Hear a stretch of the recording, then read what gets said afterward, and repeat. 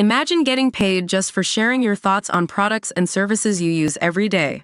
With Survey Junkie, it's that simple.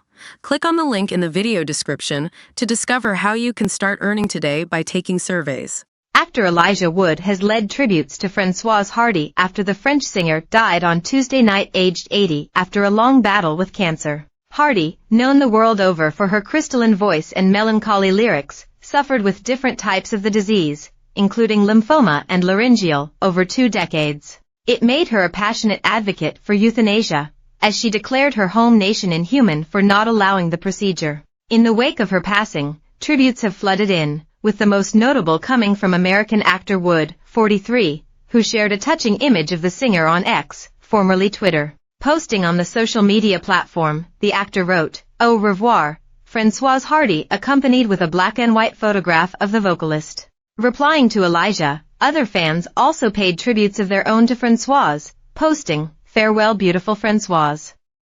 My condolences to the family." Another added, "Thank you for everything Francoise.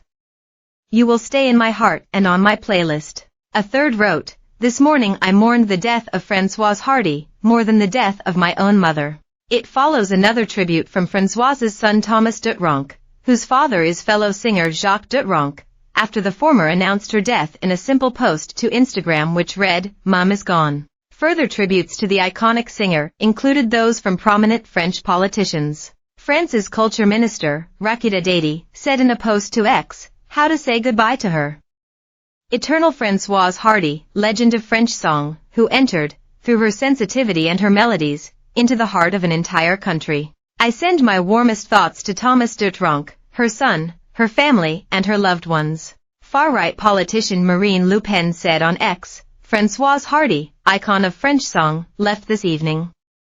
Several generations have been touched by her melancholy voice and the poetry of her texts.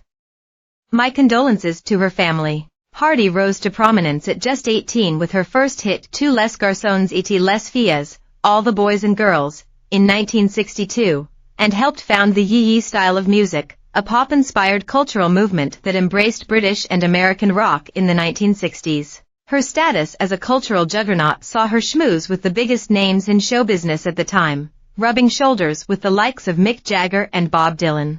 She also worked with songwriters including Serge Gainsbourg, Patrick Modiano, Michelle Berger, and Catherine Lara. Her later years were marred by illness, with Hardy being put into an induced coma at one point, before her life was saved by a novel form of radiation.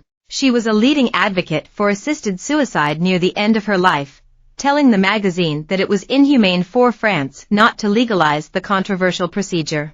It is not for the doctors to accede to each request, but to shorten the unnecessary suffering of an incurable disease from the moment it becomes unbearable. She joked at the time that while she would have loved to have chosen to end her own life, given my small notoriety, no one will want to run the risk of being removed from the medical order even more. In one of her last interviews before her death, she said the one thing she would miss was her son. She told Le Parisien, "I think above all of the immense sorrow of leaving my son, of causing him pain. But I would much rather die than suffer prolonged, unbearable conditions.